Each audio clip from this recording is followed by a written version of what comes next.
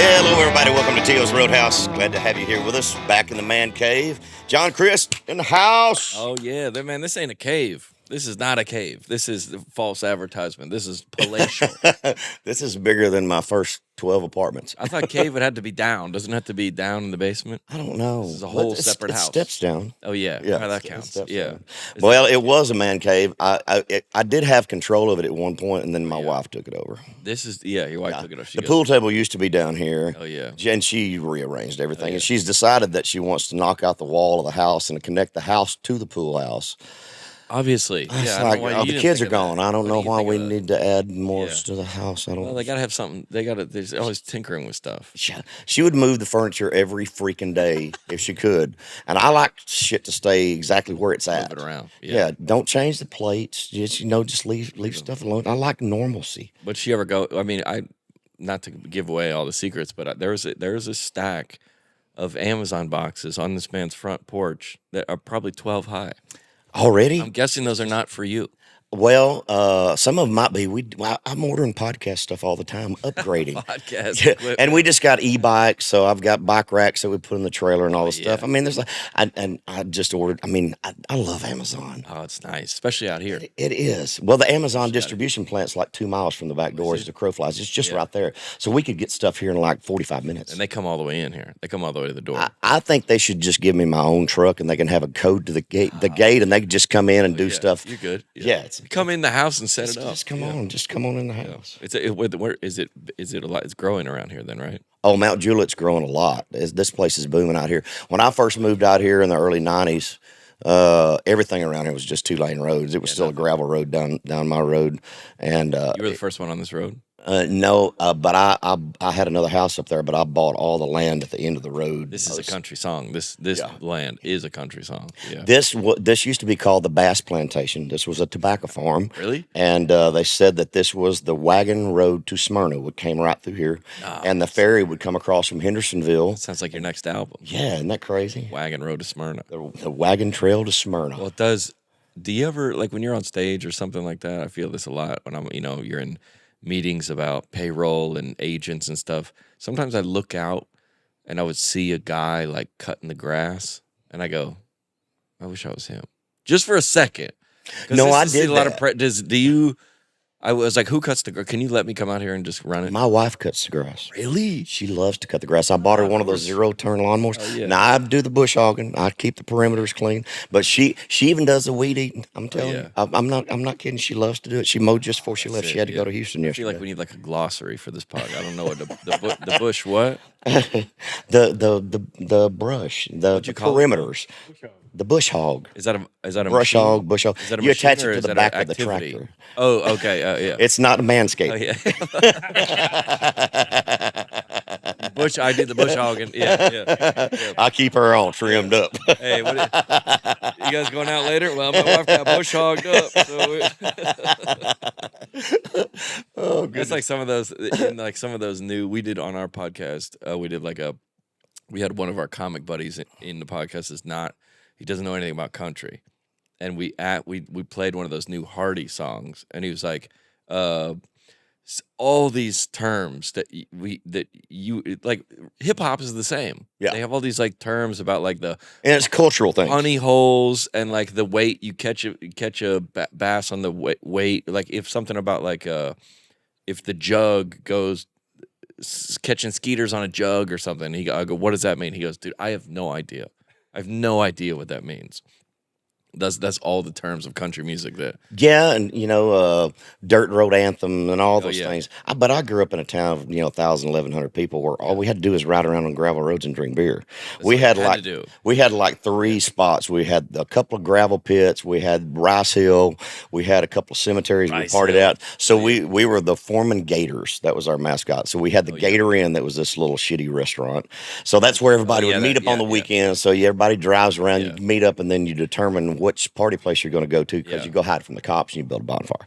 That's what we did. So if you wrote a song about this, everyone who knew that would be like, I can't believe you just referenced Gator Inn or whatever. The Gator Inn. Or whatever it was. Yeah, they were like those sock hop thing. Oh, yeah, same type of thing. I mean, where was that? What city? Foreman, Arkansas. The last little town on the corner bottom of the state, right on the Red River. Yeah. Yeah.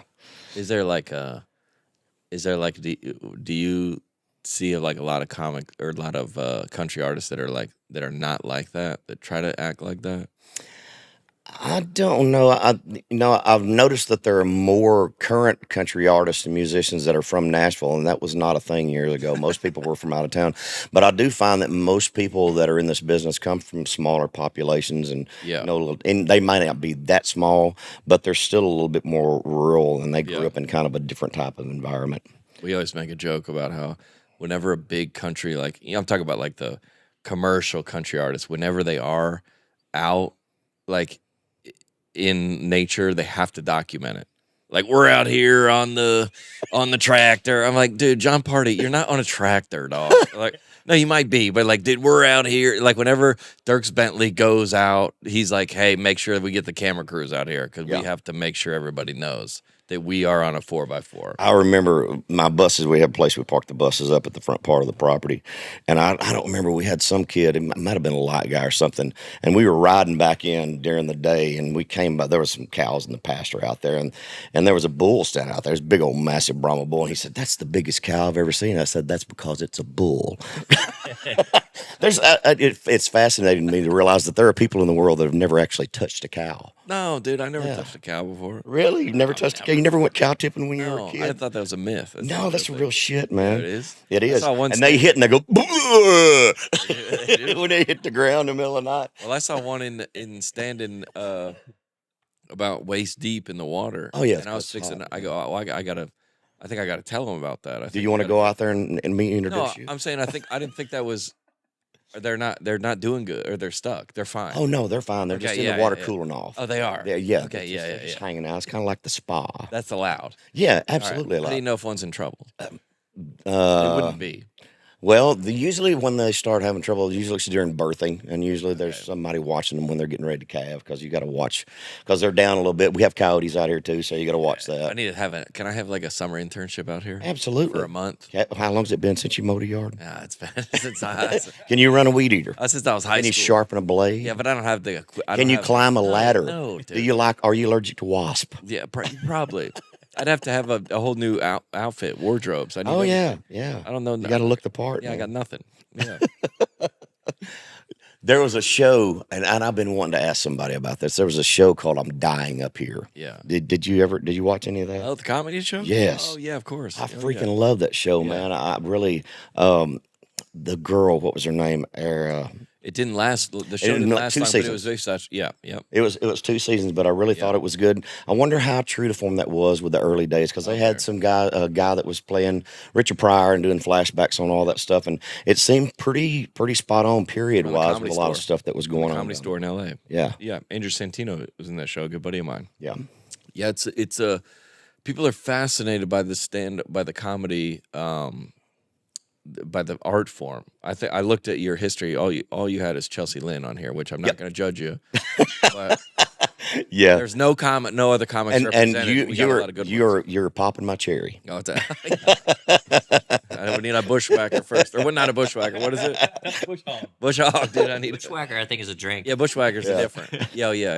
A jab on the beach. It's comedy. I was just telling somebody last night. I go, dude. Every time I publish on a video or go up on stage. I mean, we go up on stage Monday night at Zany's. Everybody asks you, how do you come up with new material? Yeah. Zany's here in town, the comedy club, on Monday night is New Material Monday. So all the big guys, Theo Vaughn and Nate Bargatze and Steve Byrne and all the guys, we all tour on the weekends at the big theaters. But how do you start one? How do you start a new joke? Yeah. And you go, you just got to kind of take a pen and paper and kind of go out there. Because if I told you a joke, you have, and all y'all in here have a certain point of view and your certain race, socioeconomic geography that makes jokes funny to you, and not. So you need kind of a chunk of people, kind of 100 people, because you could be like, that's the funniest thing I've ever heard, and you could be like, I don't like that. So you need, if I could just run jokes by you, it would be easier. But unfortunately, you need a whole squad. When you get in that situation, say you're doing a 15-minute slot, and you're reading the room, and do you kind of test the crowd? And if you know that it's kind of a diverse crowd, or it's a one side leaning other market, and you kind of test the water with a little bit of something before you go in with a heavy something a little bit down in the set. Well, so on the weekends, I have 2 openers, and they kind of go out. It's so funny because my opener has a bit about. He goes, he's exaggerating a number, and he goes, that's like 50 billion, trillion, zillion. And then he goes, that's like a Joe Biden number. and we just sit and see how it does. And if it just kind of gets a good chuckle, then we move. That's the end. That's kind of a benign test. Yeah, and that's the end of his joke. Like, it doesn't, but if it gets a huge, like sometimes it gets a big laugh followed by an applause break. Yeah. And if that happens, then then the joke, the bit is probably, I mean, he goes, we got to take the numbers out the speeches. Can we take the number? He's like, this is the only president I've ever seen to get assassinated by gravity. I mean, and he just go, and he goes, that's air, bro. That's air. Don't try to trick me. It was a sandbag. It's not a sandbag, bro. It's air. And he does a whole, but we all do that on all the topics. So if you do throw an idea out and it kind of doesn't take, I guess that's just the end of the bit, and no one would know the difference. And then you come tomorrow night, and that same bit is 10 minutes long, based on, and then us comics listen. He'll come back off stage and tell us what was working, what wasn't working. Sometimes the crowd is older versus younger, left leaning, right leaning, rich, poor, all kind of demographics, and he'll tell us what's working and not working, and we kind of take that from there. How long did it take you to figure that out when you first started? Well, I couldn't figure it out because I didn't have any jokes. If they said you got 10 minutes, I only had 10 minutes of jokes, so I couldn't. You couldn't read the room. You didn't have the like if you're like, I only have 3 songs. They're like, play 3 songs. You're like, well, too bad if you don't like these. Here we are. How much has it changed with the polarization of the country post COVID? With where you are as on stand up? I mean, because it seems pretty dangerous up there at times. Well, it is. Every comic that I know, and Chelsea Lynn will tell you the same story. Every comic that I know is sold out everywhere for the rest of the year, because I mean, we got comics. Theo, buddy of mine, adding like a 9th show in Toronto, like 9. That's like a wow. So you do Saturday, and you add a Saturday matinee, then you go Sunday matinee, like that. He's staying there for a week, and these are huge venues, and he's doing 2 shows a night. So like, when the world is like a little bit upside down, people are like, oh, political correctness, that like it makes it so tough to be a comedian. I go, no, it actually makes it very easy, because you can't say anything. All comedy is just crossing the line. Yeah. And they moved the line from like way over here. They moved it all the way back to where you can't even say, that's a dude that kind of looks like a chick. Like, you can't even say that. So the line to go across it is literally like, boop. Like, you just have to, and everybody's like, ah. So it's so easy. It makes it so easy to, and when everybody here, I say our show is just like the group text with your buddies out loud. That's what the show is. Like, because all y'all think this, but everybody wants to keep their job, right? Everybody wants to keep their family. Everybody wants to keep their house. So they go, okay. And everybody goes, but you ever seen like an Instagram reel with like 1,000 comments, but like 1 million shares? And you go, okay, so no one wants to like press like on this, but like they're sharing it with all the people. Everybody is sharing. They're not posting it to their stories. They're texting it. Oh yeah, like out, because you go, and lots of memes. Yeah. Oh, lots of memes. Meme culture is huge. It's huge, because when you say you can't say something, then you think like everything that happened during COVID is obviously terrible for the country and the world, but incredible for comedy. Because now they said, you wait, what? And you can't say it. So now the comics is the only ones like that are saying it. So every comedy show is packed, which is tough. Obviously, we don't. It's tough for the country when the politicians are a little bit upside down and all that stuff. But I mean, in terms of comedy, they give you a lot of material. Oh gosh. Oh my gosh. Oh, so yeah, and you just gotta go, what? We're literally just reading the news up there. Yeah. It's so absurd. When you were a kid and you were hanging out with your buddies, were y'all just busting on each other all the time? Was that your culture? Well, yeah, because my dad was a preacher. Yeah. So my dad was a preacher. Me and my best. You were friend. a PK. I knew some PKs. Yeah, Y'all are the craziest people on the planet, man. Well, we would sit in the back, and the worship leader's son. We would kind of sit in the back and just kind of like, we. I guess we kind of saw the like behind the scenes of the church. Oh yeah. And then what they were. So we knew that like the church was maybe like struggling financially, or maybe needed a new building, or the pastors, but we knew the truth, and then we knew what they were saying on the stage, and it was different things. And that's what makes the best comedy. Yeah. Because you're like, oh, like the pastor's daughter is in charge of the children's ministry. I'm like, dude, she was drunk. Like we that's what makes the best comedy, because we were like, wait, what? And we were just dying in the back. What denomination did you grow up in? It was called the Vineyard, which is like closest to probably Pentecostal. Yeah. Yeah. I remember I grew up Methodist, and my grandmother was Pentecostal. Oh yeah. I was UMY, youth group, all that. Yeah. Had a college to seminary. Had a scholarship to seminary, and country music kind of stole me away. It wasn't. The devil stole you away. The devil stole me, man. But I remember I would spend the summers with my grandmother, and I'd go to the Pentecostal church. Oh, yeah. And I remember there was the one guy that always got up and started speaking in tongues. And I mean, even as a young kid, I'm like, this is some bullshit. I mean, it was always the same guy, and it was always the same person interpreting, and it always sounded like the same gibberish. I'm like, something's wrong here, man. Yeah, and it's not even like you didn't really necessarily. That's the root of humor, because you didn't really have like the professional maybe experience to verbalize that, but you knew. Yeah, as a little kid, it's like, Yeah, you didn't really make a humor out of it, but you knew it was like it sounded like the same guy. Maybe the guy wants a little bit of attention. Maybe like it feels good to get up there on the stage. Maybe it feels good to be a little bit like all the human thoughts. Absolutely. And you go, I don't know about that. And that's what like all those like crime documentaries and all the true crime and the murder mystery stuff. We all love to watch those, because we see like we're all human. We all live by the same kind of general like if you were like, I'm going to go down to New Orleans on Tuesday to like see see the Saints play. We're like, all right, that we can get. And then we go, I'm going down there again. And then you're like, every week you're going down to we go, something, no. Something not right. No. And your wife for sure would be like, no. But why would she say that? Because that's not, everybody is human. So when you see someone doing something either for attention or maybe addiction or maybe getting it, you know, because you are also one of the kind. So you go,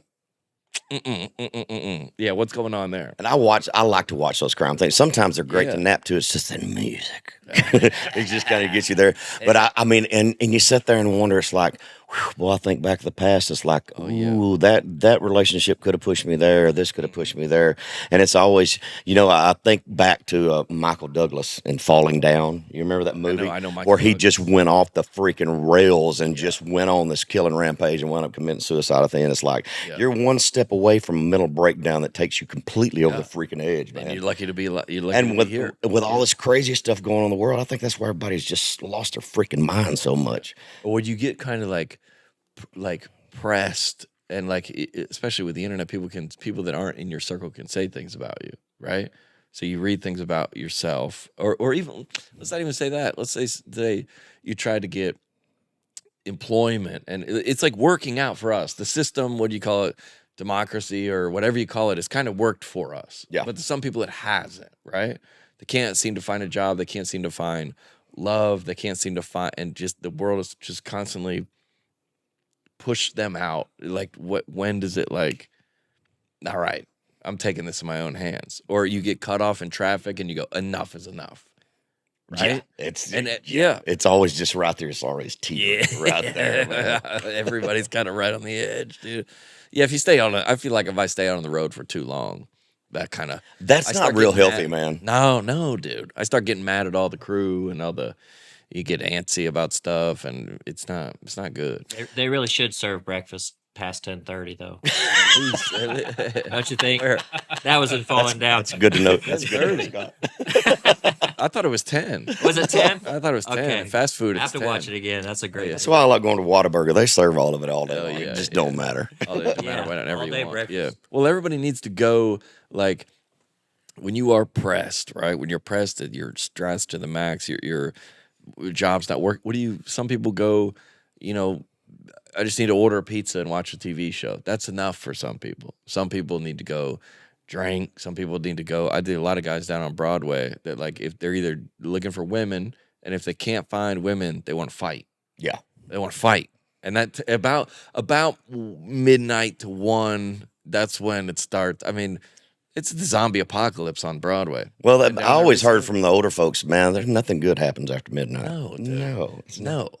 Because you're looking for something. Something. Yeah. Absolutely. Well, the current situation as it is untenable.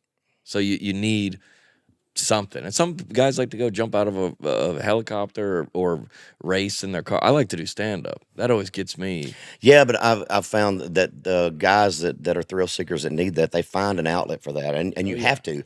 You think about those guys that come back that have been in war situations where they've gone over there and they excel in that environment, and then come back try to assimilate back into life. And you got to go cleaning out the pool, and you're like, I can't. Yeah.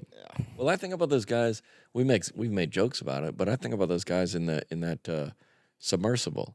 It's sad, of course, but you're like, man, I envy that somebody believed and got up every morning with such a purpose. I mean, misguided or maybe more risk than needed, but that guy was into it. And had paid a lot of money. Yeah, and he was like excited about. I mean, you can't say. Can you imagine when that first crack, when that it went me chills, man. When you know it's starting to collapse in on itself, it's like, this is not good. I can't imagine. I cannot imagine. It makes my hands sweat. That's what everybody's so glued to that story. Oh yeah, because you go, dude, I can't, and everybody's looking at each other in the eye down there, going, oh, but. I mean, he believed in it. He was on it himself. He didn't like he sold it to someone else to go down there. I wish everybody get back to the point where their skin was a little bit thicker, where they didn't take everything so personal. And that's why one of the original questions, you remember when we were kids, man, you had to have thick skin as a kid growing up when we grew up, because people were picking on you all the time. All the time. And you had to be witty, and you had to learn comebacks, and you had to stand your ground, because that's kind of the way you establish respect from your peers. And you kind of got, I mean, dude, my buddies, you're going to laugh at this, but whenever you like did something like whatever you call like wimpy, or like couldn't hit a baseball, or they called me vagina. Hilarious. Listen, I've been now. You guys are laughing, just reinforcing the trauma. I was Dick Tracy and Dickless and all kinds of stuff, man. I heard it all. Yeah, but you didn't. I mean, I think I don't know who I was telling this to recently. Dude, I remember finding a girl that I wanted to go to prom with. Like after school, like looking for her, finding her, and be like, "Hey, Jennifer, do you want to go to prom with me?" And she was like, "No." Like, and you just had to like kind of figure that out. Yeah. Like you just kind of had like, and that it's like an uncomfortable situation to put a kid in, but that's how you learn. Like. Yeah, that's how life works. Yeah, everything does not come easy to everybody. I mean, sometimes you get kicked in the nuts. You got to get knocked down. You got to get up. And you start. Did you go through any hazing when you got into high school? Oh yeah. What was the ritual? I'll tell you what ours was. Go ahead.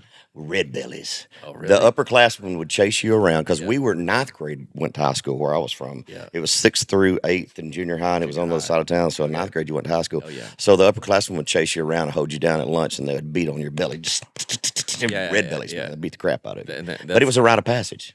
And everybody kind of knew. I mean, it's just part of it. I'm sure the teachers knew about that. Oh yeah, it wasn't that big a thing. It's just part of the culture. And you look back now, you're like, oh, it was in high school. It was traumatizing. You're like, yeah, I don't know. I mean, now I look forward to being an upperclassman so I could do it to the young kids. It's the same in a fraternity. Yeah, they would go all that kind of stuff on the, like I remember the hazing. Oh, absolutely. In the fraternities and stuff like that. Yeah, I remember in the when I first joined the fraternity, we were like, they take you out on a road trip. So they'd take you out in the middle of nowhere, blindfolded. Oh yeah, and they would ask you all the quiz you about the fraternity or the history of it, right? And we were like, I learned all the information, so they can't haze you if you know all the information.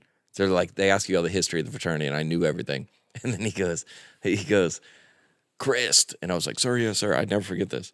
He goes, if you and Lancaster was another of the brothers, older classman that was on the other side of the field hazing somebody. He goes, if you and Lancaster's sister were in the woods together alone and she got bit on the nipple by a poisonous snake, would you suck out the venom or let her die? I go, like it's a trap and they're like, I guess, sir, to save her life, I would. He's like, what? And then he's like, Lancaster, get over here. And I'm like, no. He's like, do you saying that you would say? You're like, no, I didn't say it. He's like, are you calling him a liar? Like, get on your knees now. It's like so silly, but it's like, but it's a rite of passage. And you're a kid. Yeah. You know? And there is like I mean, I don't know. I don't know if I could defend fraternities existing today. I mean, some of the stuff is hard. I think they got a little bit overboard with it. I mean, there's been, you know, it was all good fun back then with us. Yeah. And everybody liked each other. There was no, like, the guys that were kind of bullying people, we knew that those guys were gonna. They were playing a role. Yeah, they did. And they loved it. Yeah, there was no ill will toward anybody. But what was your fraternity? Pi Kappa Phi. Sigma Pi, baby. Really, Sigma Pi? Yeah, Sigma Pi. Oh yeah, dude. I can't even remember anything about those days. Yeah, it was kind of a blur. Yeah. Well, the young guy, we thought it was like, I was watching a podcast or something yesterday where it was either Matt Damon or Ben Stiller or somebody. He goes, I wish I could just tell everybody that, like, and this too shall pass. Like when that girl said no to me for prom, I was like, I'm gonna have to move schools. Like it was, my world was so small back then, and now like countless albums, and you do things that you take off, you do things that flop, and you go, I'm planning on being a comedian for a long, long time. Do you think that kind of pressure is one of the things causing so much pressure on teenagers with social media and stuff, because they're so busy trying to appeal to a larger group of people? Anything that goes wrong just devastates them. And there isn't a possibility for something we did in high school to leave.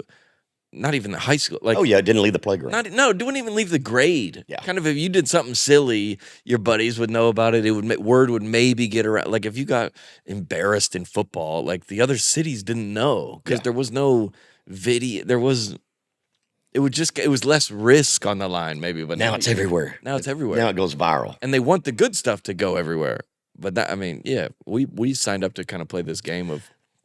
Yeah, it's been pretty amazing. I look back on the 90s and I think about a lot of the stuff we did, in the early 90s, and we'd probably be in prison. Oh, yeah. Yeah. Oh, yeah. Before cameras and social media and all the things, because everything is watching you nowadays. Yeah. I'd be in prison, or at least like socially, you can't say that, or you would be outcast in some way. So do comedians play pranks on each other? No. Well, Too dangerous? No, we don't. We like to be in on the joke.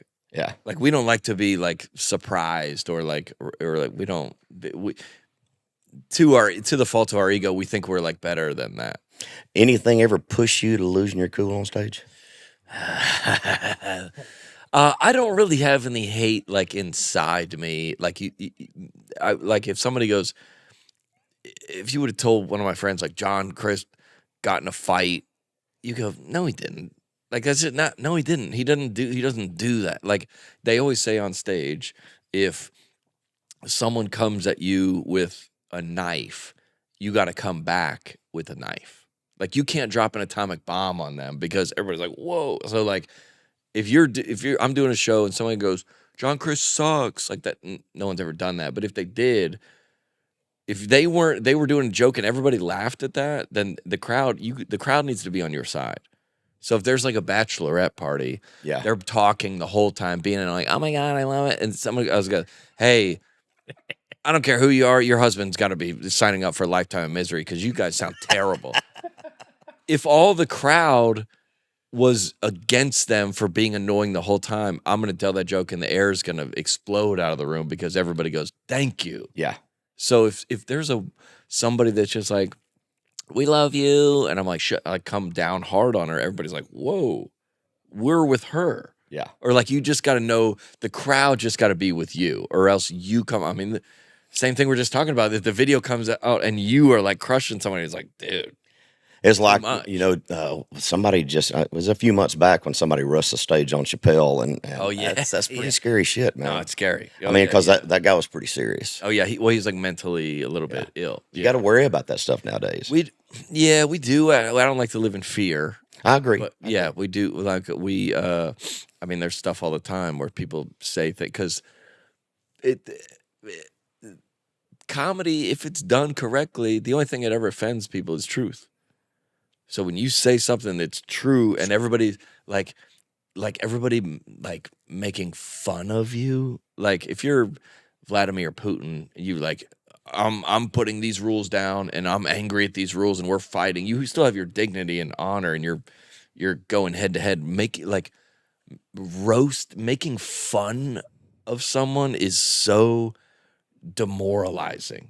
Like making fun of, like exposing who they are. It's like, dude, there's nothing freaking worse. Love it. And it's hard not to laugh when somebody does something stupid and hurts yourself too. That's the greatest, man. Yeah, for somebody. Yeah. And but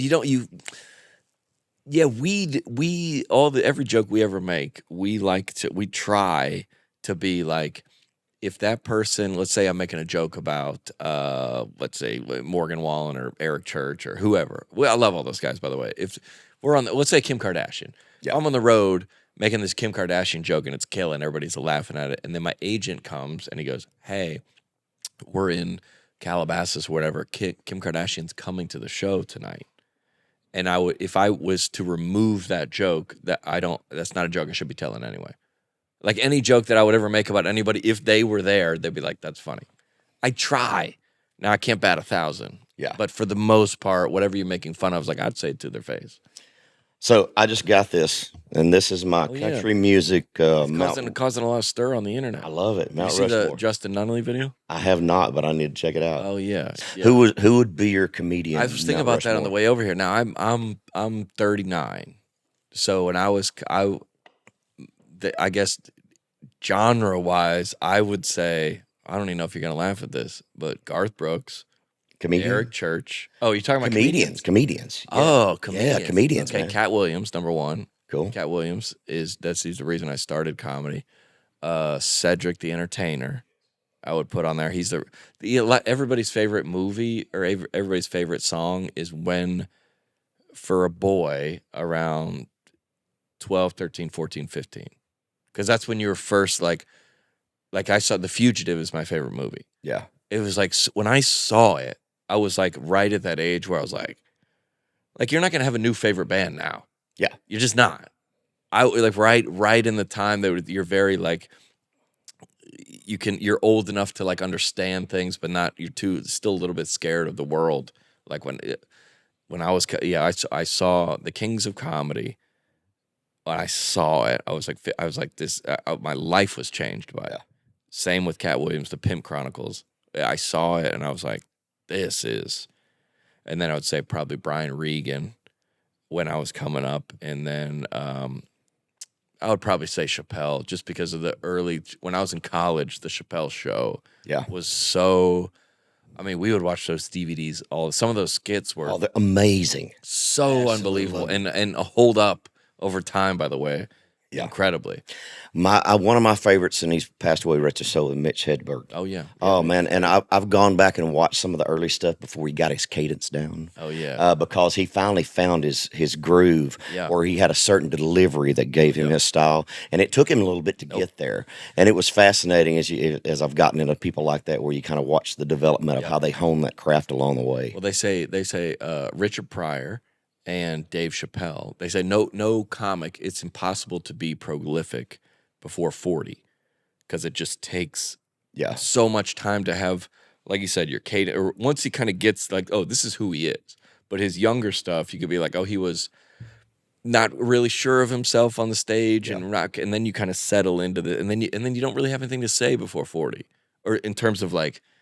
It seems like when you get to that point, it's like what we talked about earlier, being able to read the room a little bit better, having a catalog and a body of work, and having a real responsive wit, and being well read too in a lot of ways. And I think that's been good for Chappelle. Yeah. But Chappelle is very diverse in a lot of subjects, and he can trap you down, but he will start off early, and you don't even know how he wraps it all up, but he brings it all home at the end. It's pretty fascinating how good the guy is. It's Chappelle and Richard Pryor were the only two that they said have been transcended before 40. Yeah, because some of those, the black white supremacists, the racial draft. I mean, some of those, the Mad Real World, the box copy. Some of those were just when I was in I would say the Ali G show at that like in 2003, 4, where like I was just kind of out of the house. My dad was obviously a preacher. That stuff was never. You had no Red Fox records in the house. No, dude, no. We weren't even allowed to watch Bill Cosby. I mean, nothing. Yeah. Humor was not well. I mean, I guess me and my buddies would joke about stuff, but it wasn't anything people were laughing at. It seemed like just kind of like your Pentecostal. Like it seemed like that was something was off. Nah, we don't like this. What are y'all chatting about? What are y'all laughing about? I don't like this. Yeah. I even loved Eddie Murphy. Man, I remember when Raw came out. I mean, but it's going to the movie with your girlfriend. It kind of pushed some boundaries a little bit. But I didn't. You saw it in a theater? I saw it in a theater. Oh, man, dude, the comedy hasn't been in a theater in a while. Stand-up. Raw was in the freaking theater, man. I guess that was the only place for it. Yeah. It didn't have all the other platforms for it to reach an audience out there. And it was very uncomfortable. But even then... Eddie Murphy Raw came out in a movie theater. Yes. And then you would have to, after a couple months, you'd rent it. I don't think I ever rented it. But that's how you would... I guess that's how you would see it. Yeah. That's crazy. Yeah. You go to Blockbuster and rent it. Yeah. Really? A DVD or a VHS. I mean, now you have like people with whatever happened like on Sunday. There's like bits about it on Monday. Oh, it's instantaneous. It's great. It's like this is so all right. This must. I mean, even our podcast we do once a week and we record on Tuesday. If something happened on Wednesday, by the next, it's done. Like if you're talking about a current event or like a news, it's already done. Well, and I was talking about this with another guest a while back. If you think back to, before social media, and think of the country music guys that I looked up to, if they did something stupid on the road or they got busted doing whatever, by the time it got a chance to work its way through the population, it became kind of a mystique thing. Like, did you hear? Yeah. And it little bits and pieces get added to it. It gets to grow to this thing, and it spreads all over the country. Nowadays, it doesn't have time to fester and grow. Anything that happens, it doesn't have time to become a cultish thing anymore. Yeah, because it's just there. Like, did you hear about? And then you kind of on the road to the next city, and like, I heard about, and then it floats around the buses, but nowadays you hear about it, you type it in the internet, and boom, yep, there it is. Yeah, there it is. I heard about so and so. Yeah, if somebody has says something on stage or has like the Miranda Lambert thing. Oh yeah, it was everywhere. Now you just get to see it. Yeah, it was everywhere the next day. 20 years ago, you wouldn't. It would have turned in. Nothing would have happened with that. It'd have been nothing. No, dude, of course not. They'd have been talking about it in the local market, and that would be maybe the promoter would have said something. I doubt it would have got back to the booking agent, and management would have had to talk to her, but it would have done nothing else. That would have been the end of it. Yeah, pretty much. Well, I miss those days because I remember hearing all these stories about Rod Stewart getting his stomach pumped out and stuff. Oh yeah, Richard Gere would. Yeah. Oh yeah. Nuts. You hear all that stuff, man. Well, Zanies. This is the only place I've heard it done, but Zanies is the only place in the country that I know of that when you go in there, they give everyone those pouches and they lock up your phone. I like that. They lock up everybody's phone. Yeah. And it's you still have it. So if it's on vibrate, something happens, or your kid, you can go outside. Babysitter, you can go outside. And everything's locked up. Do they give you a key? I mean, they lock it, and then when you leave, there's this magnetic thing that pops it open. Yeah, that's pretty cool. Nobody wants to hand their phone. I've heard that Garth is doing that in his new shows too, out in his residency. Have y'all heard that? Yeah, it's easy. I tell you, it's if you're in a residency, it's easier. Yeah. If you're on the road, like the mechanics of bringing that out. I mean, Bill Burr did it at Fenway Park, and the show didn't start until 2 hours later because for everybody. Just to go swipe a ticket and walk through and go to the metal detector takes time. Oh, yeah. We're talking about 50,000 people. To everybody do that is like, dude, it took forever. And the lines were backed up to the all the way into all through Boston. I would love to meet Bill Burr. Oh, what a yeah. freaking cat, Yeah. man. He don't give a shit. Well, it's funny you say that because it speaks with such like I mean that abortion bit he had on his newest special. Did you see that? I hadn't seen that one yet. It was like everybody's arguing, is it a baby? Is it not a baby? And on both sides, and he goes, yeah, it's like if you come over to my house, I put a cake in the oven, and I'm doing the bit a tremendous disservice. You take the cake out, smash it on the ground. It's like, dude, it wasn't a cake. You're like, yeah, but it's gonna be. And it's like he does like he goes, yeah, but it was gonna be. And it's just Chappelle does that too. It's just so true. Yeah. That you just go, huh? and he just kind of like that's what's great about comedy. You just kind of leave it. And you just go, here, do what you want with this. He's another one of those guys that got his cadence along the way that really developed it, and you can really watch his progression as he went through the years. And he can't, like, if you're, I mean, you're probably the same, all artists are the same. If you're, like, trying to make songs that people like, if you're trying to write radio hits, and they don't work, it's so embarrassing because you're like, I thought this is what y'all wanted, and y'all didn't want it. But, like, Bill Burr, he's like, y'all need to hear this. This is the truth. And he kind of, like, if you talk about a comedian like bombing, like a comedian, he can't, because he believes in it so strongly. He's like, he's not trying to do like, like, he's like, I don't care what y'all think. But he don't care if it lands well or if it crashes off the end of the runway. No, he's still gonna be able to manipulate it into being what he wants it to be by the end of the number. Yeah. And of course, and a comedian with any kind of skill or any kind of experience certainly would be like, I would say something like, all right, well, if you can't try a new joke at the matinee show in Hattiesburg, Mississippi, I don't know where you're going to try one. Like, it's something to kind of, because if you play a bad song or hit a bad note or your bassist does something, they may or may not know. Yeah. When I tell a joke that doesn't land, everybody knows. Everybody in there is like, oh, that didn't go good. So, but if you've been doing it long enough, they're like, have you ever? You just roll past it. Yeah, you kind of go, all right, like, okay, no on that one. That worked better in Portland last night, or there's a couple like what we call like rescue lines. Yeah, that like it'll bail you out of it if. What's the hardest freaking room you ever played? Well, okay, when people are not coming for comedy.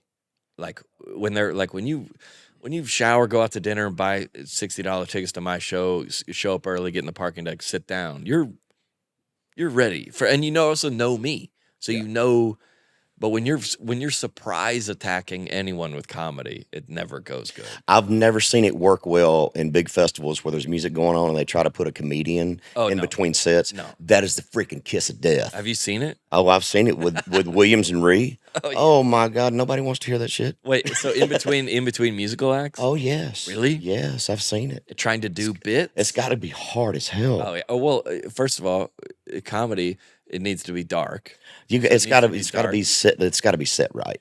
You need three things: darkness, indoors, and seated.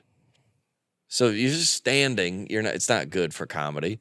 If it's outside, the laughs will just go. Too many distractions. Yeah, we need it. And comedy would even say it's an arena show is bad. Because just do like the Ryman or the Opry House is like just do that 4 times or 5 times before you would do Bridgestone. Do you find big rooms easier or harder than small rooms? Way harder. I remember seeing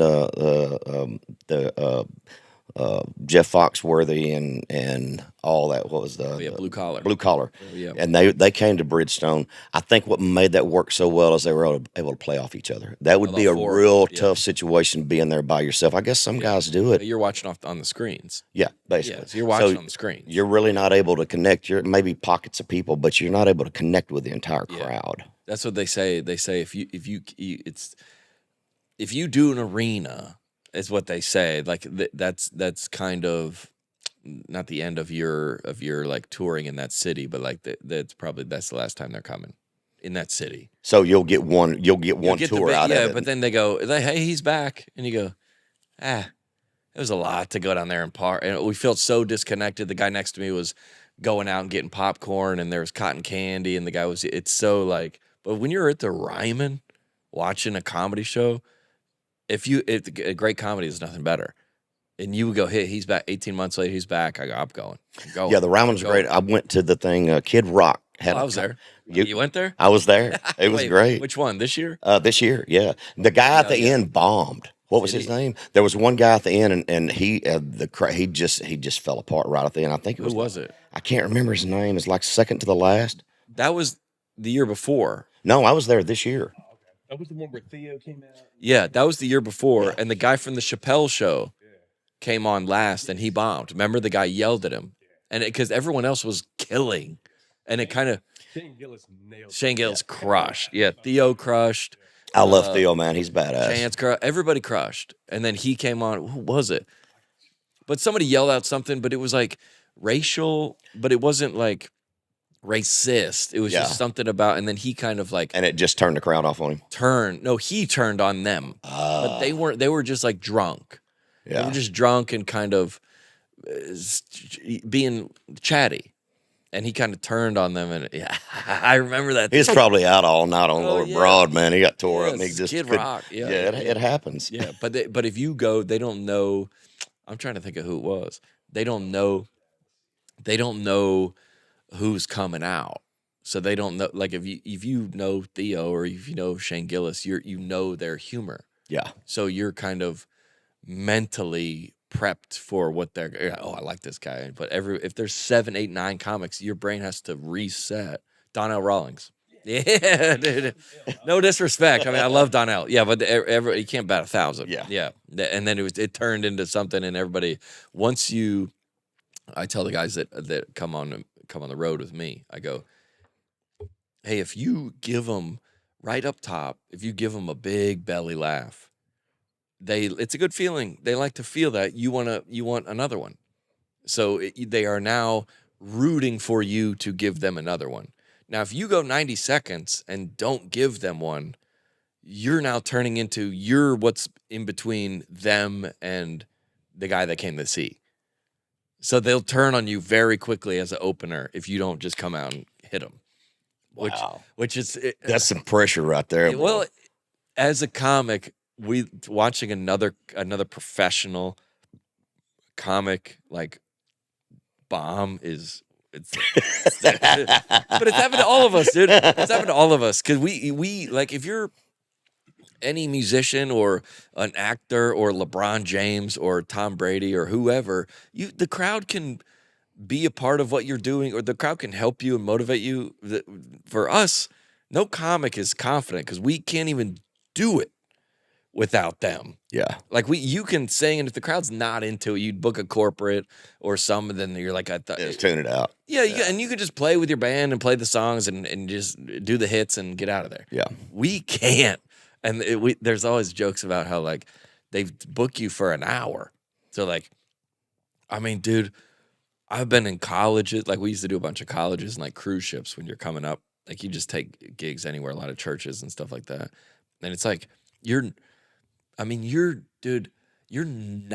minutes in and it's going horribly. And you can't be like, hey, this isn't going good. How about I wrap this up? You guys go to the bar. We'll call it. You are contracted for 60 minutes.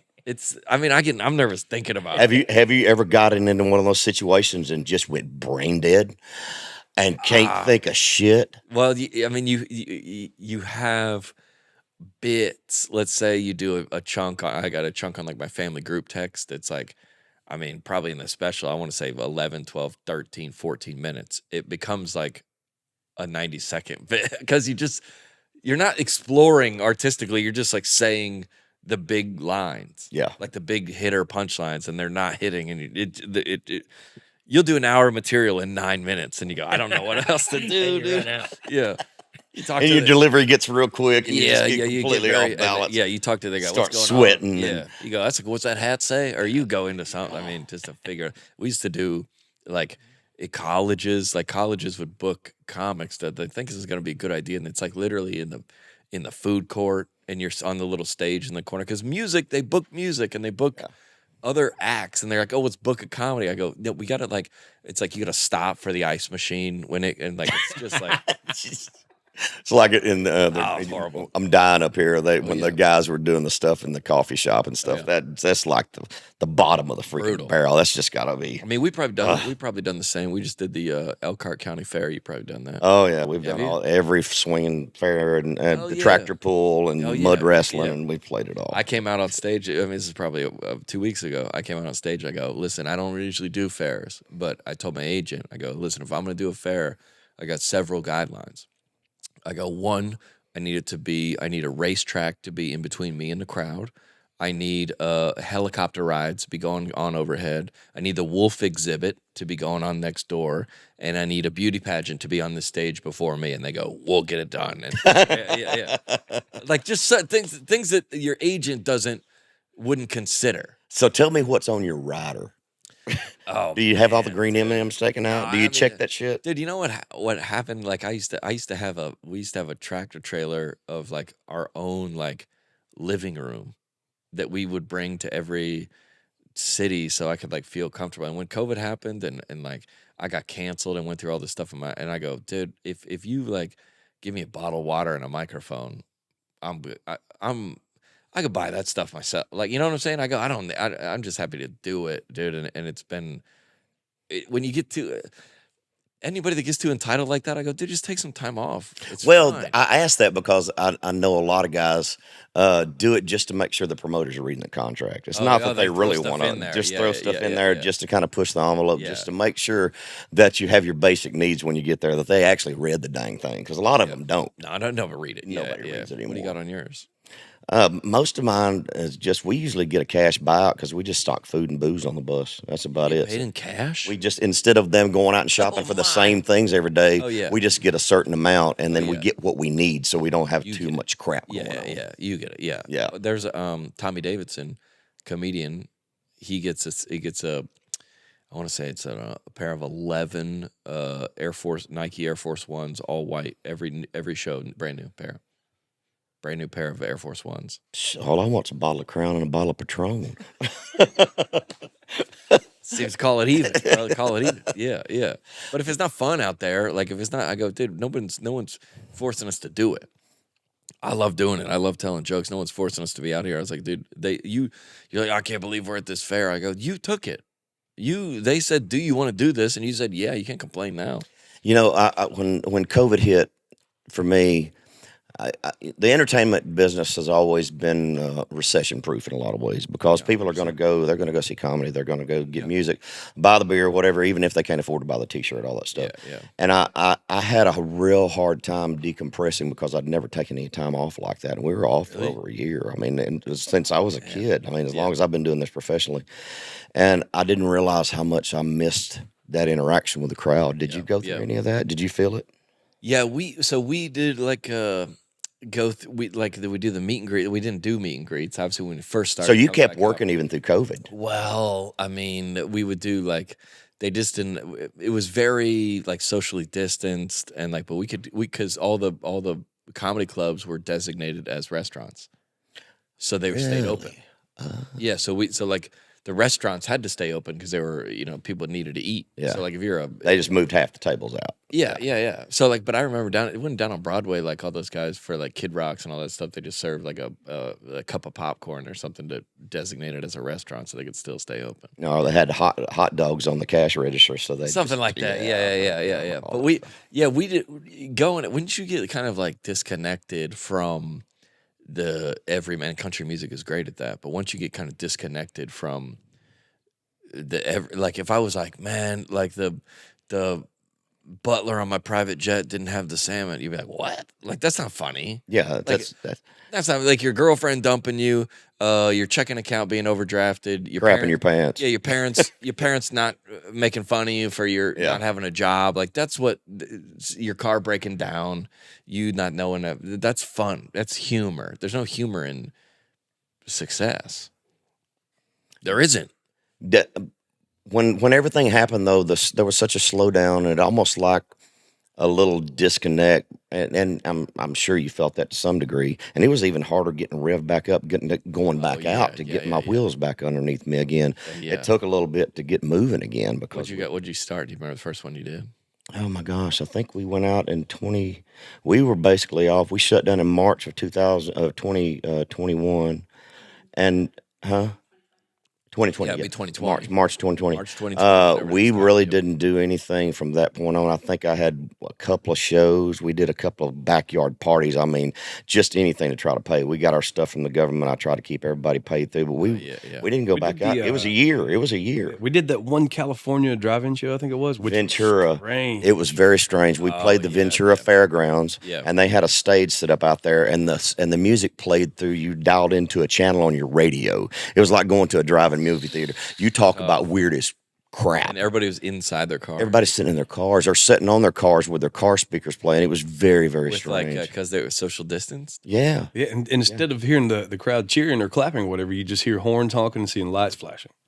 It's very strange. Yes. Now, there were a couple hillbillies that showed up as some pickup trucks, and they were in the back of the truck, and you could hear them hooting and hollering, but it was hearing three people over here.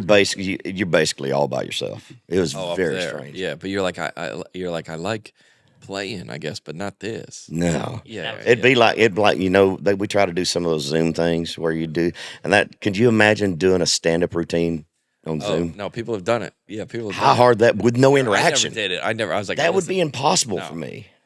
It's not fun. It's not, because everybody kind of wanted to make light of it because it was so hard. It was hard for people to experience, but man, the comedy was so awesome because it was so absurd.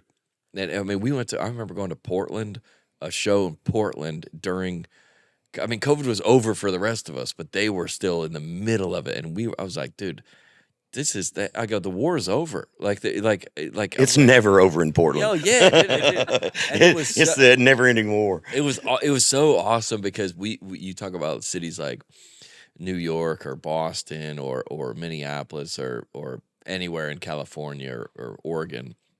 Everybody's like, John, it must be tough to do shows out there. I go, no, now we can't sell as many tickets there as we can elsewhere, but the people that are in those shows that are my fans are like, they feel like they've been so like oppressed that when I say the truth, it's nuts. The crowds are like on fire. They want to like carry me out in the streets. It's awesome.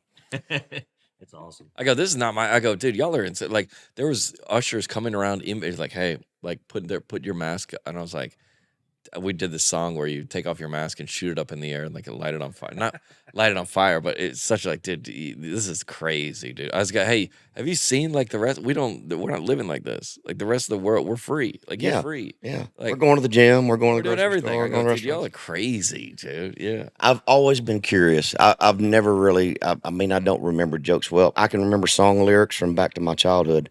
Oh yeah. Let's play comparison between writing a song and writing a joke. What's your process to writing a joke? Go through your checklist for me. All right. So I would something funny. I would hear something funny or engage with something funny. Like I thought the other day I was on TikTok and I was sitting next to my girlfriend and we got I was like scrolling TikTok and a Shakira video popped up. And it was like I was the one like, where the rat ran across her. Yeah. No, it was like a music video or something like that. And it used to be whoever you followed, that's whose stuff would come up. And now with the algorithms, they're throwing you stuff that she was like, I don't remember what she said, but she goes like, "Huh, what's that?" or something to that effect. And I go, this is so crazy that I have to now explain why this is. And I was like, it used to not be like that. So I'm like, all right, I got to do a joke. So then I go to the comedy club the next night with Shakira written on the notepad. So I tell this story and I go, now I'm like out here trying to, I go, fellas, remember back in the day, all you had to worry about was your internet history. That was all you had to worry about. And now they're just throwing you stuff. They're like, I don't know how this is. And then my buddy goes, dude, I'm getting off TikTok, bro. And we were like, why? He goes, all it is just a bunch of gay boys on there. And we were like, we never seen any gay. Like, we were like, we never seen any gay guys on there. I was like, I think it's an algorithm, bro. Yeah. So that got a big laugh. And then I go, I'm sitting here trying to explain to my girlfriend why Shakira is on here. So now this is not in the story. This is in the joke. Yeah. So I'm going, okay, like 3 nights ago, I was at a Mexican restaurant and my phone was out. Maybe my phone heard the loudspeaker and then it went in there. And I'm like, and you have 3 or 4 now jokes. Started from a real thing, but now I was like, maybe, I was at Taco Bell and they ordered and then he said, yo quiero. And then that, or like, and then I'm. And then you get all this Mexican porn. Yeah. Maybe that was it. Because you like this. Spanish flies for you. This. And then it goes, and then the end of the joke is, I go, and baby, honestly, she's like, oh, really, Shakira? And I go, you should probably stop saying Shakira because my phone is listening and it's going to put more Shakira on there. So then I'm doing that. And a couple of the jokes, that's the first time I ever told the joke on Monday night. And so some of the punchlines didn't work. Some of them did work. But the idea of the algorithm, they're giving you stuff that you didn't know how it got there and trying to explain it was funny. Does sometimes you not have it fully developed? You think you know where the punchlines, you kind of take it, and it probably takes a few times for it to really get home. That's what Monday Night's for. Yeah. They go, nope. And you go, should I get rid of that joke or should I fix it? Because they didn't connect with it. Yeah. And I'm trying to do some joke about like, you ever like, everybody thinks we're good people, but we're on the inside. We're like, you ever been driving downtown? You see one of those bird scooters, like you wonder if I just like all the time. Yeah, and everybody likes that. Yeah. Everybody goes, oh yeah. Do more of that. And then sometimes you do a joke, and they go, what? Like I was trying to do a joke about, like, I go, man, the Confederacy is having a tough time, and I just said, I go, because if you were like from a foreign country and you came over here, that wherever you see that flag, it's not good. It's like not a good, like I go, if you see a flag, a Confederate flag in front of a house, what kind of house is it? And they're like, old trailer. If you see a Confederate flag on a car, what kind of old truck? Like if you didn't know that seems like that group's not doing good. If you'd never seen it before and you came to the South, I go, maybe they just need to do like a neighborhood cleanup or like a Christmas toy drive. Or like I was trying to make a joke and I was like, if you saw like a new Lexus with like a Confederate flag bumper sticker, you'd be like, huh? Like, like you're like, I wonder, like, I'll go to the meeting or like, and they were like, no, and I was like, no, hold on, I'm not I'm just saying. It's like seeing a Mercedes-Benz with a Jewish symbol on it. Yeah, I'm sorry. You're like, well, that's wrong. That's a perfect example. Yeah, because you think of so you go, oh, I should. If we were writing jokes together, it's like, hey, tomorrow night, say that and see if it works. And you do you collaborate? Sometimes guys will come back and say you should. My buddy came back. He goes, that Confederate flag bit. It's like kind of like you should do like whenever you see Darth Vader, like you're like, I don't like him, but like I'll see what happens. Or like he's like there's like jokes in there that you don't necessarily see that another guy that your buddy. Yeah. But we're too cocky to take a joke from somebody else. I wouldn't. How's the joke thievery these days? I know that used to be a big thing back in the day. Yeah, TikTok is a little different because now it's like everybody's impersonating people's voices and just like doing like when you're like it's the internet's like the wild west. Yeah, you don't know who you're like, dude. That's but like if another person takes your bit and reposts it, I mean, all the stuff you see from. But that's different than getting on the stage and using your stuff. Yeah, yeah. Nobody would do. You just go to if you get that on your reputation, you're done. Yeah, you're done. Yeah, and nobody wants that. But there's a lot of because everybody sees everybody's bit. That everybody knows what everybody else is doing. So there's like if you got a bit like, have you ever seen the commercials for the prescriptions like? The side effects are worse than the. Oh yeah, everybody does that bit, or that's like a very. Yeah, there's a lot of variations to it. You can't say that's your bit because it's so. Like I have a joke about Spirit Airlines. I go, we're in the air, and the flight attendant was like, "Is there a doctor on board?" I go, "There's no doctor on a Spirit Airlines flight." I go, "You know what the doctors are on Delta." I go, they just kept lowering the standards. Is there a nurse on board? I go, there's no medical professional on here. Is there a veterinarian on board? Yeah, there's no. Has anybody seen Grey's Anatomy? Like they just keep. And I saw a tweet that it was like something about Spirit Airlines and a doctor, but I was like, that's not I didn't steal it from anybody, but I could see how someone else could pick off that tree.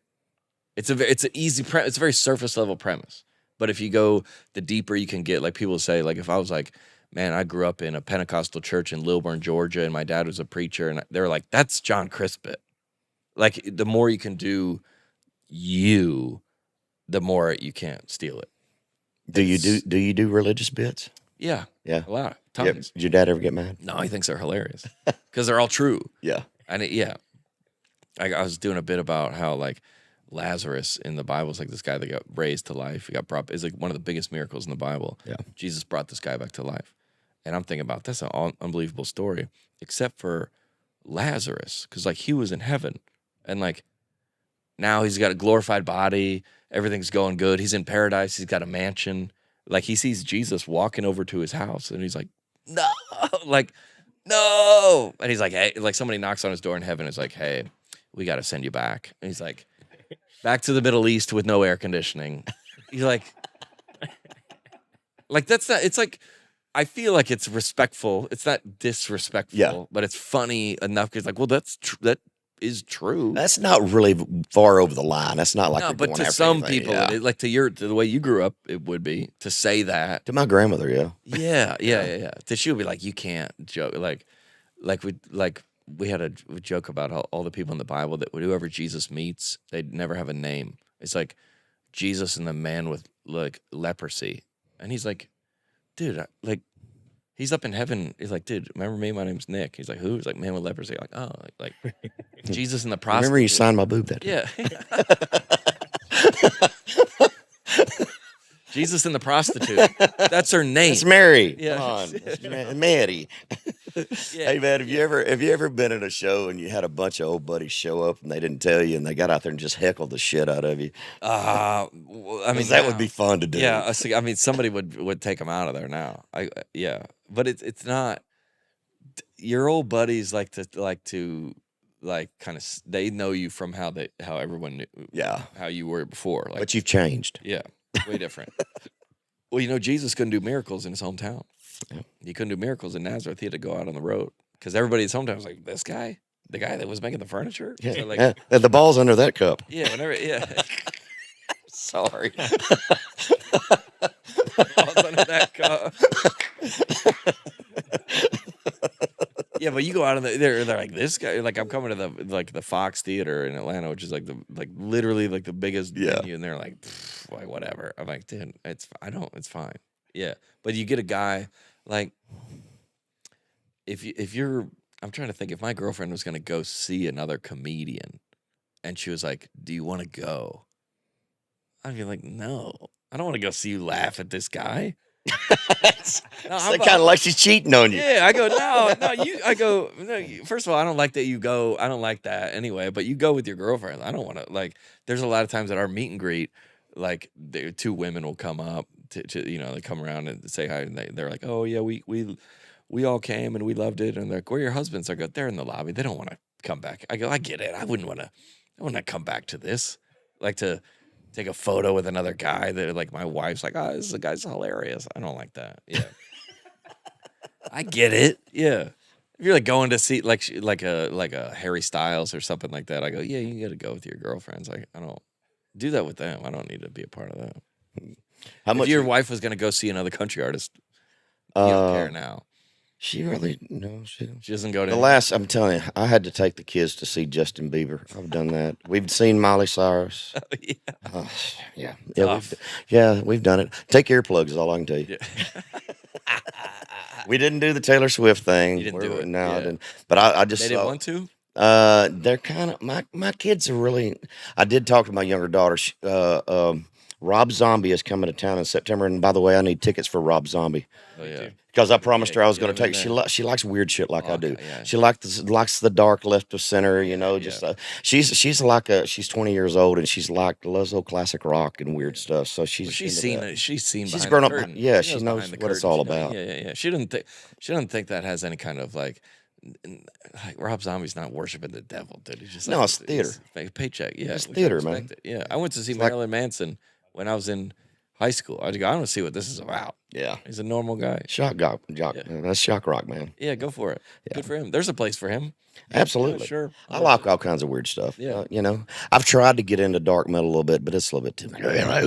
Oh, that's a little bit much for me. I at least want to hear somebody carry melody or something. We went down to Nickelback last night. I like Nickelback. Yeah, it was great. Yeah. It was awesome, man. I actually had tickets to go see Greta Van Fleet, and I guess the vocalist got sick or something, wasn't able to go. But I dig their stuff, man. Nobody in the family's a comedy person. Not really. Well, we'll have to fix. We need to work on them, man. Yeah, we have to work on They need to lighten up a little bit. Yeah, they need to. They're so serious all the time. You wouldn't believe the environment I live in. Yeah. It's awful. Yeah. They're just mean to me. That's what you need. A lot of people in your podcast feeling sorry for you. Dude. You're like, poor Tracy, man. I'm just telling you, it's rough out here. Yeah, it's tough. Yeah, not a lot of room to escape. We're all kind of trapped in here in this small house up here. Yeah, it's tough. He's got his own mountain. How much you working this year? We just got done with our spring tours. We're off for like 2 months, and then we'll go back out in the fall. We'll probably do 110 shows or something. That's kind of the ballpark. But y'all just tour about. Let's see. I mean, because if you do, I mean, you go out on a weekend, you do 5, right? Then you do 20 weekends out of 52. That's one every other weekend. Is your show? Break it down to like if I had a family, I'd be like, dude, I would spend more time with my family by far than somebody with a 9 to 5. So when you go back out after taking a couple of months off, how different will the show be? You add a few things, keep certain sections. Well, you can't really see the difference between comedy and music.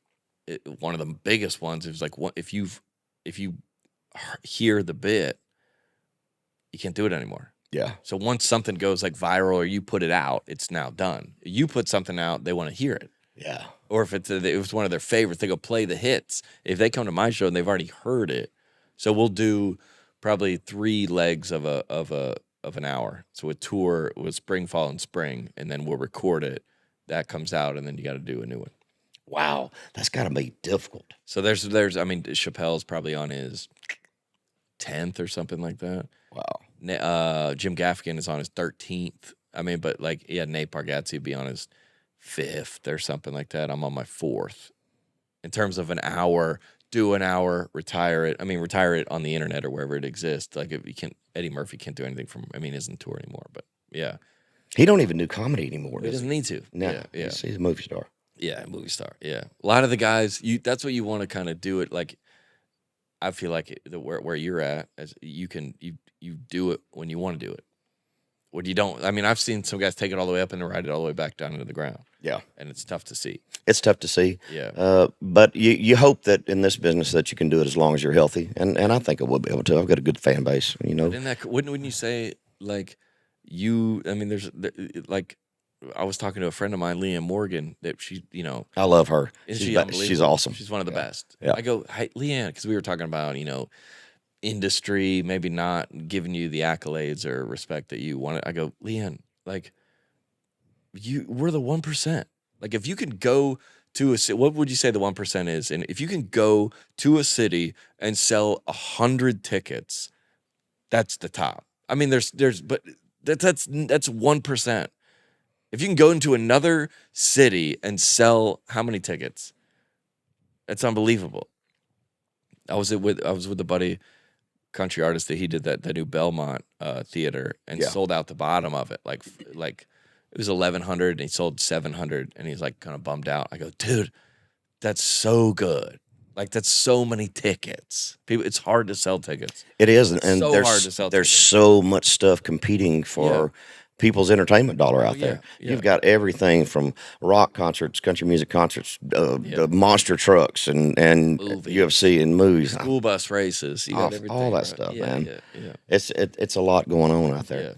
But I always look at it like, for every one of us that are successful in our field of choice, there's thousands of people out there that dream it, that never even get their foot in the freaking door, man. So if you wake up and you go, hey, dude, like there should be a conference call with all the artists. Like, dude, you still doing it? You're like, yep.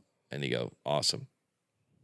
Obviously, we all want to have aspirations and do better and bigger and sell more albums or stream more or sell more tickets. But you're like, dude. So what's the next step for you? Sitcoms? I mean, do you spend a lot of time out in L.A.? Yeah, that's like a wild thing to say, a sitcom.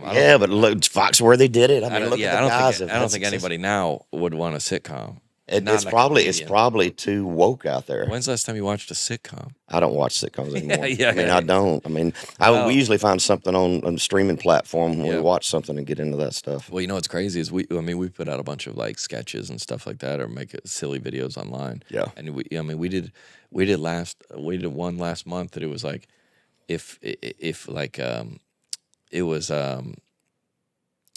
Ally. It was called Ally Goes to His First Drag Event. So the joke was like, I'm an ally. I'm like, I support progress. I'm like, everything drag related in Tennessee is outlawed. So I'm going to Bowling Green, and there's what's called a drag race, and I've never been to one. Right? It's just stupid.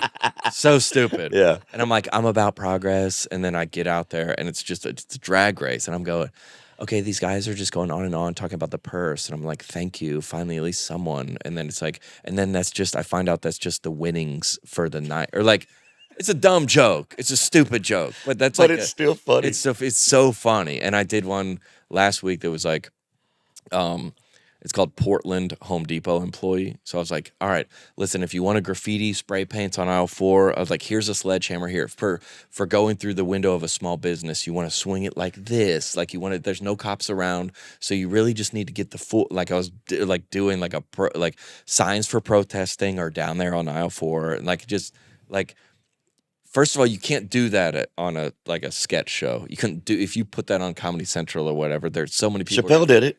Yeah, he's the last one. Yeah, I'm telling you. And they put that show on Netflix and they canceled it because it was too. They're like, this is horrible. Yeah. So I mean that video probably went over 20 million combined on all my platforms. To go to every comic will tell you this. To go to television is like going back in time. It's like from going radio, from radio, everybody went to TV. From TV, everybody goes to the streaming platform, to the internet. To go from, it's funny you say, do you want a sitcom? It's like going back in time. Wow. We wouldn't want to be on, because like the Tonight Show, which is like the biggest, I mean, everybody's on strike now, but the Tonight Show gets like 400,000 views. Oh, it used to get when Carson was there, it was millions. Oh, 20 million. Yeah. 400,000 views. If I had a video go 400,000 views, I would drown myself in your pool. I mean, not really, but like. I miss those days. Very big pool, by the way. Very big pool, by the way. I miss those days, so man. Do I. Yeah. Watching Carson at night, man, because he was so pro-comedian. Oh, yeah. And he would just, and to get a slot on Carson was like freaking huge, man. You could and tour, it propped your career up. You could tour for the rest of your life. Yeah. And also, no one would ever find your hour, so you could just tour and never write a new joke. You could just go to city by city and your jokes didn't get around. And you could just go, he was on Johnny Carson, he's coming to the Chuckle Hut in Iowa, and it would be packed for the rest of your career. And you never had to write a joke, and you could just, if you had, an hour, if you went on Carson with 5 minutes and you only had 5 minutes, that's going to be tough. But you could just tour around and it was no problem. But now everybody's like, you want to do a sketch show and like CMT or something like that. I'll go, no.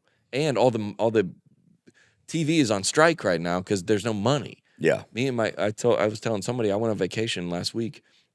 I was in a hotel room for a week, never turned on the TV. I was on my phone. I would lay it on my phone. So if McDonald's is advertising a new burger, they have $20 million in advertising budget. They're like, all right, we'll maybe put 5 over on TV on like ESPN, the live, and then we're gonna put 15 on socials. That's pretty. So all the money is coming over here, and now all these. I mean, all the guys like us are crushing it, and there's no agent to there's no one to cancel you. And there's also no gatekeepers over the top of you trying to tell you or put parameters around you either. I thought it was so silly, not to get into it and not to even take a side on it, but like when CMT like pulled the Jason out, I go, dude, who cares about CMT? They play videos on Sunday. No, and you know when they play videos, I looked it up: 2 a.m., 3 a.m., 4 a.m., 5 a.m. Yeah. I go, dude, when's the last time? I go, this is so silly. Yeah. Who cares? And look what you canceled him, and look how big it is now. Yeah. And even if you agree or disagree, I don't even care. Like the day we're like, we're taking it down, dude. We could care less. Like Joe Rogan, if he's like, what? It'd be just silly. You're like, you're what? You're gonna take it? What? Okay. He doesn't care because they have like it used to be. If you have a connection to your audience, it doesn't matter. Now, somebody could remove you. Like, remember when they took Morgan off SNL? Oh, yeah. Dude, yeah. I thought it was the silliest thing that ever. I go, dude. That's because somebody got their panties in a wad, yeah. You know, and 1 or 2 people got all up in arms about it. Yeah, and they go, well, we got to remove that. I go, dude. And you think that they're going to come to us like, dude, can you believe CMT took you? I was like, dude. Well, that stands to reason because you know what when I do scroll looking for a sporting event or watching the news or whatever, the Cosby Show's back on TV, on Direct TV. Yes, it is, wow. And it blows me away that they're airing that stuff back on TV. Is it really? Yes. On TV Land? I think it is TV Land. Yes, it is. The Cosby Shows. Give it some time, I guess. Yeah, I mean, yeah. I didn't know that. Yeah. I guess it's not too soon. Yeah. Well, if you look at like let's say Kevin Spacey, yeah, or that his thing just came down, just or look at Matt Lauer or something like that. Somebody that is a darling of the industry and doesn't have any fans for themselves. Like Matt Lauer can't speak to his fans because it was all through his platform's gone. CBS, yeah, because he didn't have followers. That he had they put him up, yeah, so they can take you down and then you are done. But if you have the followers, like you might lose a promoter or you might lose a venue, but like and what the industry doesn't understand is that they think we still need them, and that's the split right now between social media and Rogan. Man, look what he's done. Yeah, and he goes, dude. If in dead serious, if you could ask a comedian today if there was any credit that he would take, it would be to go on Joe Rogan, to go on another guy's podcast, bigger than the Tonight Show, bigger than the absolutely times 10. If you wanted to, like everybody goes to do all that stuff, we do this so we can sell 2,000 tickets in Iowa. And really, or Nebraska or wherever. Yeah, and I think this stuff is very relevant because we all find ourselves falling into that and following people as they move around to these other these other people that we watch. Yeah, because we all have our little things that we watch all the time, and the cross platforming of everybody everybody. It's very healthy, and it's kind of given us our own thing where we don't have to have the gatekeepers watching over the top of us. Well, Zany's the comedy club in town. They're open. First of all, they're open every night. Yeah, and they're multiple shows a night. And they double the size. They acquired the rest of that building. Oh, yeah. Sometimes 3 shows a day. So, and every show is sold out, by the way. Most of them are. And so you go, I drive by there every day because I live right there. You would see a name up on there that you have never heard of. Yeah. And then you go, and then lines around the building 3 times. So that, it used to be Johnny Carson. It was ABC, NBC, and Fox. And that they would, there was like a very small handful of famous people because now there's somebody that you have no idea, and your daughter was like, I'm obsessed with this person. That's a lot of that. A lot of it, yeah, unfortunately. Yeah. But you can go, he's not like, I would never tell anyone now to go into a comedy club sight unseen. Like Friday night, we're going to go to the comedy club. Do not look them up because it's so segmented and regimented in terms of like, oh, this guy's has from this podcast, this guy's from, and you go, I don't even know what this is. Yeah. But it used to be Friday night back in the Carson days. Let's go to the comedy club because it was for like Seinfeld, kind of for everyone. Yeah. Jay Leno, kind of for everyone. Maybe the blue collar guys were a little bit more for the middle of the country, but for everybody. Comedy was kind of for, now you got Jewish comics, black comics, white comics, Christian comics, gay, lesbian, straight, but like every kind of specific niche of comedian is like, dude, this is my guy. And I think that's great for the art form. I mean, country music's probably like that too. In a lot of ways, it is. Yeah. There's a few people that are on the fringe, but most people in country music are pretty much all conservative. It has branched out. I mean, we're very. You got like the middle of the road conservatives, then you got like the Storm the Capitol conservatives. It's very diverse. You got you got everybody. You know. Everybody. Well, I hope I get a chance to do your podcast sometime. I'd love to come sit down with you. You can country guys in there. You can destroy my life. I'll let you go at me. Oh yeah, we'll do a podcast trade. I like that. When are you going back on the road? Are you? Yeah, I'll leave Thursday. We're weekend warriors. You know, the buses won't be back for a month. The podcast was from the bus. It was, but the buses are out on the road and won't be back for a month. And we're flying in and out to meet with it. So I got all the gear off and set up in the man cave so we could continue to build our content. By you got all the gear off, you mean? No, me. You got all the gear. No. You did? Really no, I keep. I'm usually the one that sets everything up. I mean, really? Yeah, man. That's true. Yeah, absolutely. Wow. Yeah. There you go. I'm very hands-on. Oh yeah, come by the podcast, dude. We'll talk. We'd love to have you. Thank you, brother. It's been a pleasure getting to know you. Thank you for your time. Do I have an open invite to come back? Absolutely. Here whenever I want. Next time, I got these great little things that you set in the pool. They're like little saddles, and you can drink beer. You can have some orange juice or whatever. We can go do it from the pool. We can just hang out. That'd be a first ever. Yeah, we could do it. The podcast from the pool. Yeah, it'd be great. Oh, it sounds good. We'll get the mics right in there. John Crist, everybody. Absolutely.